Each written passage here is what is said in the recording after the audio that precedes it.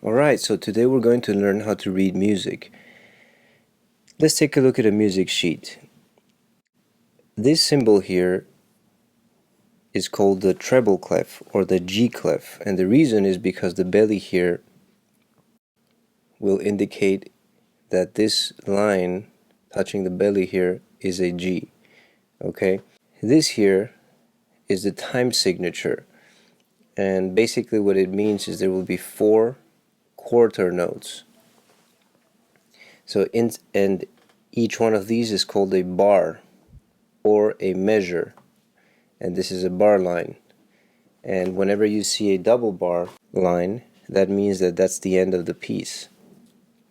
Alright, so this is measure 1, measure 2, measure 3, measure 4, measure 5, and this is the end of the piece. I just mentioned quarter notes, so each bar, as I said, can hold 4 quarter notes. Quarter notes look like this.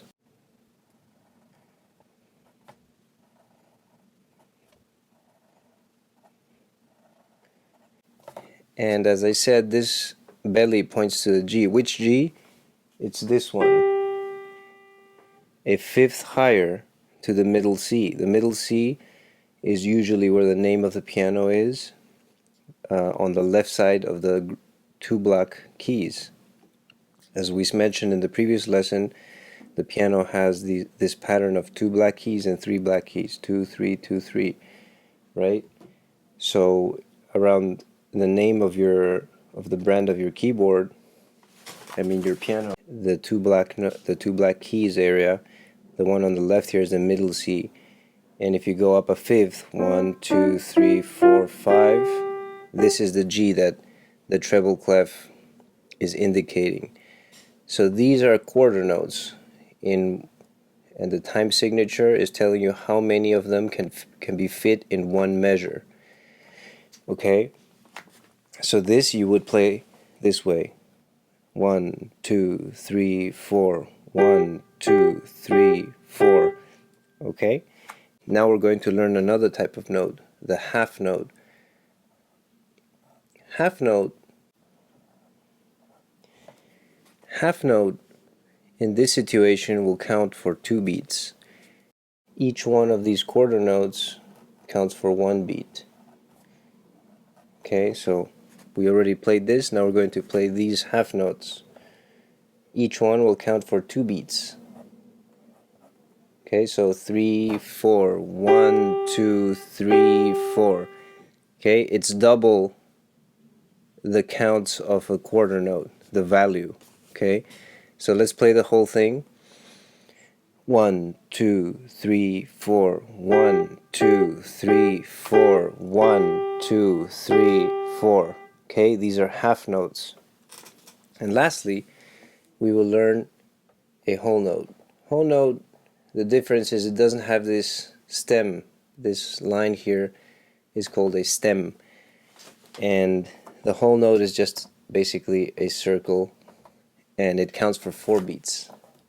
2, 3, and 4. So this whole measure will be occupied by this whole note, and thus its name, whole note, right? 4 counts for that note. Okay, let's play from measure number 2.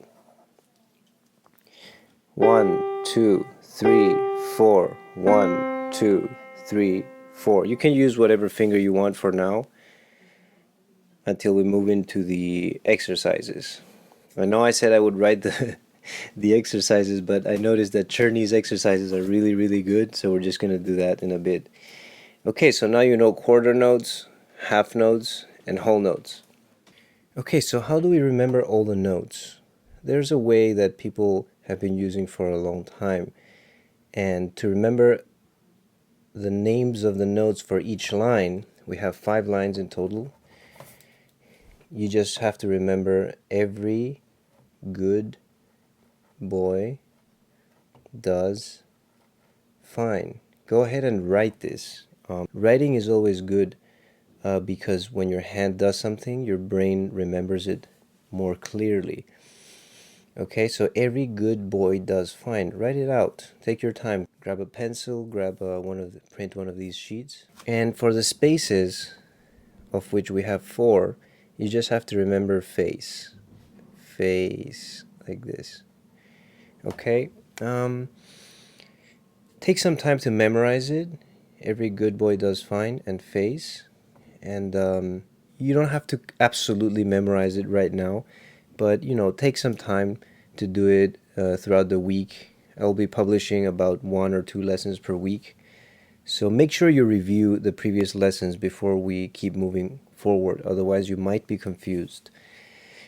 But this is how you do it, okay? And then if you keep going down, you have D. This is a D, and this note here is the famous middle C, okay? F, this one is F, right, for fine. And if you keep moving up, you have G. Okay, so we're going to use Carl Czerny's practical exercises for beginners, and it's called opus. Opus meaning work. Composers use this to classify their works.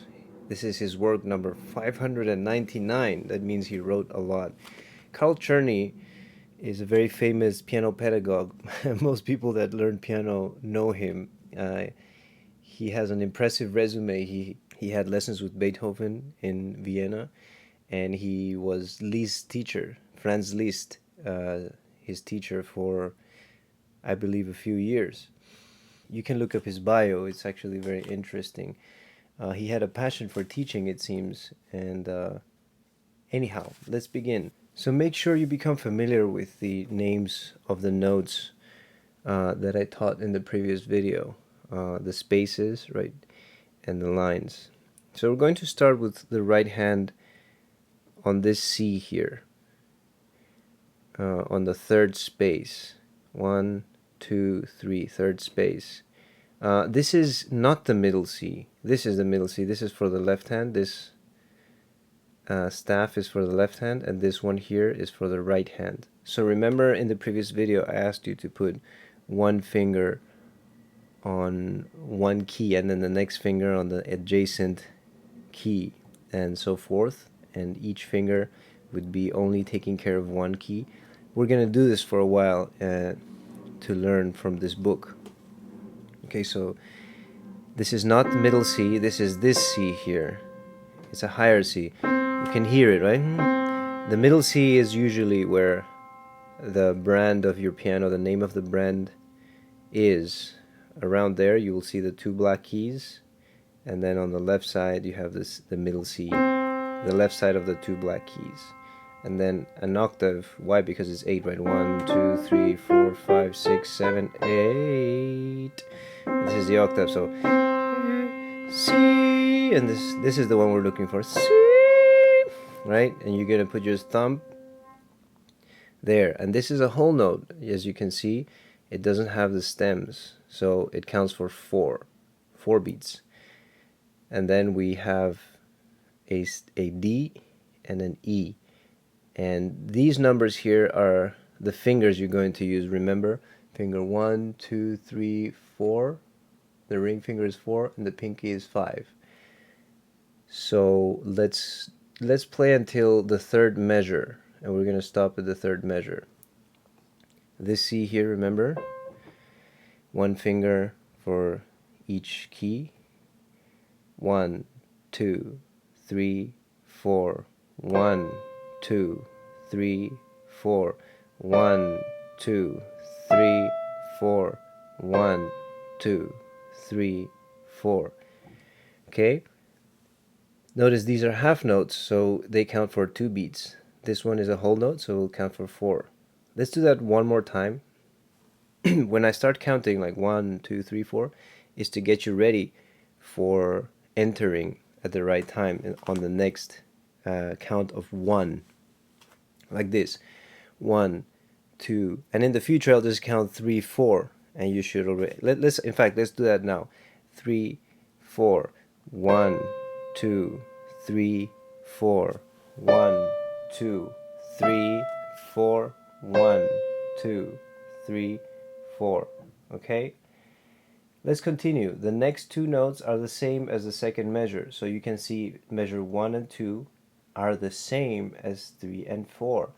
So I already said this in the last lesson, and I might say it as many times as necessary. The key to learning and understanding the piano is to be able to decipher things in groups, and it will make your life easier, and you will be smarter, and everything will be more enjoyable. So let's see, measure 1 and 2 are exactly the same as 2 and 3. Here it starts changing, right? Measure 4 starts changing. But let's review measure 1, 2, 3, and 4. Let's do that. 1, 2, 3, 4. 1, 2, 3, 4. 1, 2, 3, 4. 1, 2, 3, 4. 1, 2, 3, 4. Excellent. Now we're going to take a look at the left hand. Okay, why? Because I was thinking, should I continue with the right hand or the left hand? Let's take a look at the left hand first, because the left hand has exactly the same.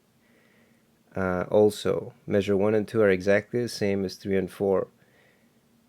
So you see, finger 5 of the left hand will be on middle C, this one. Finger 3 will be on E. So this is a jump, okay? When you see a note on a line, and then the next note is also on a line, this is called a third or a jump. Why 3? Because 1, 2, 3. That's why. And if you see a note on a line like here and then on a space, that's a second or a step, right? A second or a step. It's right next to it. So that's an important thing to note. See, next one is also on a line. So it's line, note on a line, note on a line. That means there's going to be 2 jumps.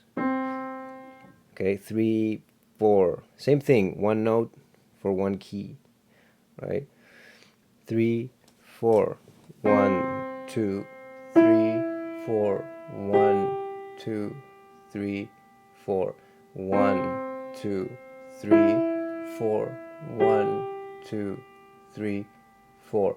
Good. Remember not to press them at the same time, because it's only 1 note at a time in this situation. Okay, now this is the moment that you've been waiting for. This is very, very difficult, and for students I usually have this basically mandatory rule, at least for the beginning, for a while, right? For could be half a year, like depending, but let's just say for a few months at least, always apply this rule. I just had you play the right hand and then the left hand, and now you're gonna put them together. So this is the difficulty with the piano, is you need to do 2 things at the same time, and we're not used to that. I mean, normally you don't do that. The rule is half the speed of whatever you're doing. When you put your hands together, you do half the speed. So let's try that. If it doesn't work, actually review right hand and the left hand, I would say at least 10 times each before you come here. Come back when you've reviewed it 10 times, or even more, it can be 20, until you feel it's so easy. Once you feel it's like super easy, right hand alone and left hand, oh, this is so easy, I got this, right? Like this to this point. 3, 4, 1, 2, 3, 4, 1, 2, 3, 4, 1, 2, 3, 4, 1, 2, 3, 4. In fact, do what I'm doing. Count as you play and try to sing it. 1, 2, 3, 4, 1, 2, 3, 4, 1, 2, 3, 4. Okay, but very slowly. I'm just showing you the end. If once you get to this point, okay, you do the left hand. 3, 4. 1, 2, 3, 4. 1, 2, 3, 4. 1, 2, 3, 4. 1, 2, 3, 4. And once it's very well, you try to put them together, but don't try the same speed. Do not try the same speed. Half the speed, or even slower, like this. 3, 4, 1, 2, 3, 4, 1, 2, 3, 4, 1, 2, 3, 4, 1, 2, 3, 4. Good. Okay, one more time. Careful, you need to hold the whole note all the way. I've seen some students release it before the 4 counts, and that's disrespectful to the whole note. It needs to be 4 counts, okay? One more time, and then we end the lesson here, because this would be a great achievement. If you can achieve this, you've made a huge step in piano playing, trust me. And then next class, we look at the second half of the first section. This exercise is pretty long. And it's very difficult. I'm starting with something very difficult already. If you can get here, you're a genius. Okay, genius level. Let's focus, half the speed. If it's too difficult and you're thinking about quitting, go back to the beginning. And if that's too difficult, go back to the first lesson. Do it again. Do it enough times. Trust me, like the drop of water on a rock will pierce the rock over the years. So it's not about how smart you are or how fast you can achieve it. Is how constant the drop of water is, right? After 10 years it will make a huge hole. But people take years and years to, when you see those people playing super fast, and they've played for years. Let me show you this Mozart quote. "It is a mistake to think that the practice of my art has become easy to me. I assure you, dear friend, no one has given so much care to the study of composition as I. There is scarcely a famous master in music whose works I have not frequently and diligently studied." Frequently and diligently studied. So even Mozart had to study very hard. And there are other examples. I think Michelangelo said something like, if people knew how much work he had to do to achieve his art, it wouldn't be as wonderful anymore. Something like that. Okay. Let's try that again, and then you can rest, okay, until the next lesson. 3, 4, 1, 2, 3, 4, 1, 2, 3, 4, 1, 2, 3, 4, 1, 2, 3, 4. Okay, awesome. If you got here and you were able to do it, big congrats. And if it was really easy for you, well, this is for the absolute beginner. So in the next lesson we will look at the next half of this first section, right? There's a double bar line, but with these 2 dots, which mean repeat. When you see these 2 dots in the double bar, it means you go back to the beginning and you repeat. All right, I'll see you next time. Let me know if there are any questions. Don't forget to like and subscribe and all that stuff. Thank you.